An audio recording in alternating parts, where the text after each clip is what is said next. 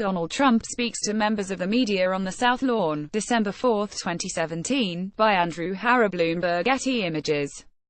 In May 1977, 3 years after he resigned the presidency, Richard Nixon made a stunning declaration. The president, he told British journalist David Frost, in a series of historic interviews, is not bound by the same laws that apply to ordinary citizens. When the president does it, that means that it is not illegal, he explained. Congress, which filed articles of impeachment for obstruction of justice in the Watergate affair, obviously disagreed. Yet 40 years later, Donald Trump's legal team has revived Nixon's reasoning. As special counsel Robert Mueller closes in on what appears to be an obstruction case against the president, Trump's attorneys are publicly laying the groundwork to argue that he is immune to any charges that could precipitate impeachment. The extraordinary defense being outlined appears to anticipate two interconnected claims that he was aware of or abetted a quid pro quo between his campaign and the Russian government, and that he subsequently worked to sabotage federal investigations into alleged collusion. The linkage is critical, as members of Washington's white-collar defense bar told me after Trump fired James Comey. To prove obstruction, Mueller must also prove corrupt intent. That doesn't necessarily mean that he must uncover an underlying crime.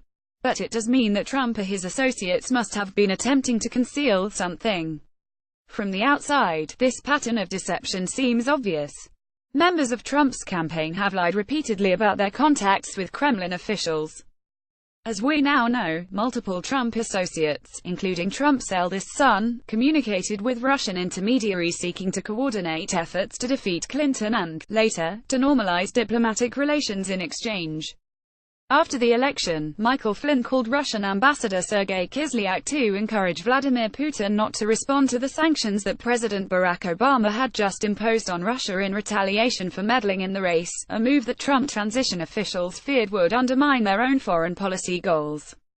If there is a tit-for-tat escalation, Trump will have difficulty improving relations with Russia, which has just thrown USA election to him, one Trump transition official, K. TMC Farland, wrote in an email obtained by the New York Times. When Putin held his fire, anticipating friendlier treatment by the incoming administration, Trump was ecstatic. Great move on delay by V. Putin, the president-elect tweeted in December. I always knew he was very smart. While the White House has said that there was no collusion, a claim Trump reiterated to reporters this weekend, after Flynn pleaded guilty to lying to the FBI. About his contacts with Kislyak, the president's lawyers have moved to arguing that it would not be illegal. For something to be a crime, there has to be a statute that you claim is being violated. White House lawyer Jay Sekulow told Jeffrey Toobin of The New Yorker. There is not a statute that refers to criminal collusion. There is no crime of collusion. On Monday, John Dowd, another Trump lawyer, went further. The president cannot obstruct justice because he is the chief law enforcement officer, he told Mike Allen of Axios. Over the weekend, Trump had appeared to admit to obstructing justice when he tweeted that he knew Flynn lied to the FBI when he fired him, raising questions about his subsequent decision to dismiss Comey. Dowd, who later claimed, without evidence, that he had written the controversial tweet, dismissed the media furor as ignorant and arrogant. The legal debate over obstruction is a tangled one. While proving obstruction of justice is always difficult, the current case would be complicated by the fact that Trump, as president, had the authority to fire Comey. On the issue of obstruction, remember that you have to show corrupt intent and you have to show knowing and willful, and because this is intertwined with a constitutional act of the president firing a subordinate, it gets really dicey, a lawyer who worked on a previous White House ethics case told me earlier this year. It's just not a garden variety obstruction case. When I spoke with William Jeffress, a D.C.